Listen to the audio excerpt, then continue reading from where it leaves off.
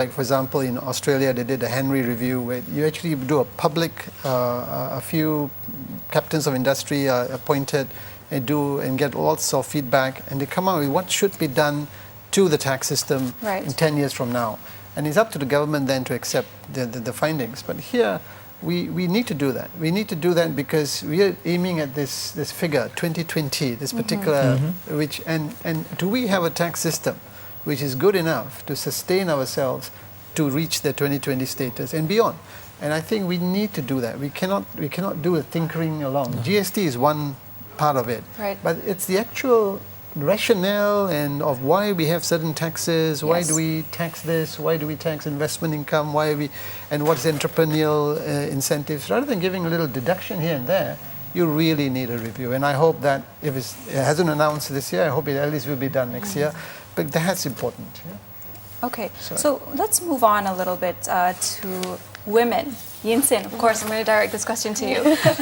So there were some measures that were introduced to increase the participation of women in terms of entrepreneurship in the industry. Do you think that the measures were enough? Do you think that currently there should be more women participation in the workforce and so forth? I would definitely welcome all this announcement today. Me too. At present, we are looking at less than 50% of the women at our entire total working population. And if we compare the total women workforce in Malaysia against the total women graduates in our universities and also foreign universities, by right, we should have more women at work.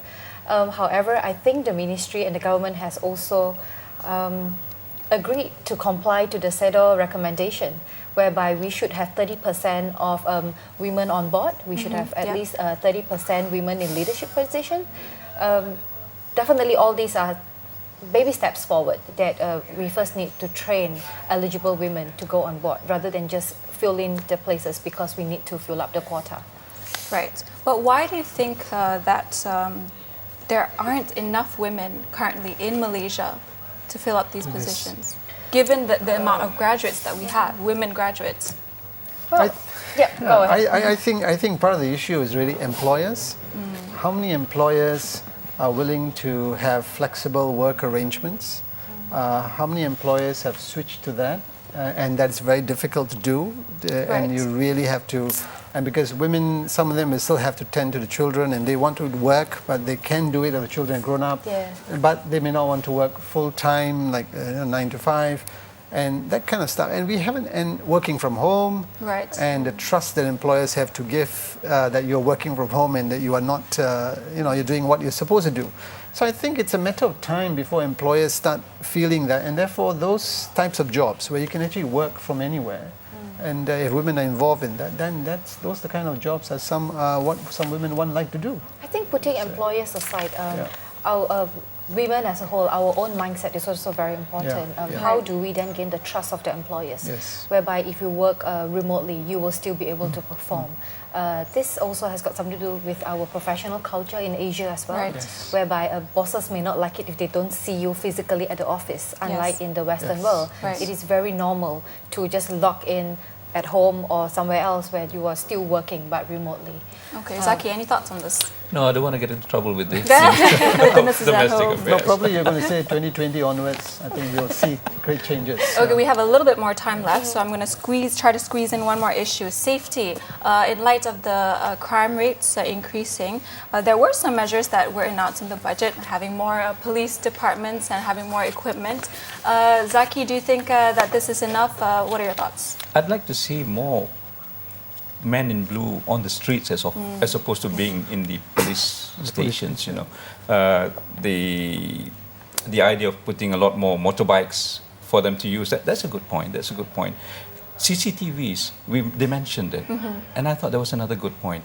Now, crime exists everywhere. It's not so much the reduction in terms of crime, but being able to see a policeman on the beat on your street, that deters. I want it instills confidence as well in civilians. I want that deterrence. That's the one that I would like. Okay. Absolutely. So any parting words, Yin Sin, before we wrap up the show? Well, I would say that in overall, this is a rather balanced budget. It's rather socially inclusive as well, and Okay. it points towards the right focus group and target. I would also think that this budget is trying very hard to move Malaysia towards a high income nation, to improve productivity, Right. and to also uplift our workforce as well as uplifting the bottom 40 of the society.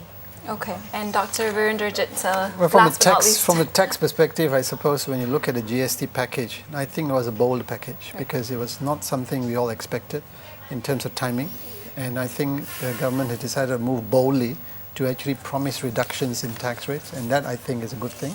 So I think I saw it as a bold budget from the point of view of this particular tax incentives. Okay, great. Thank you so much for being here.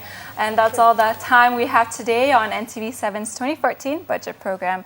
Thank you once again to all our esteemed guests, Dr. Virendrajit, Ahmad Zaki, and Yin Sin. That was a very enlightening discussion.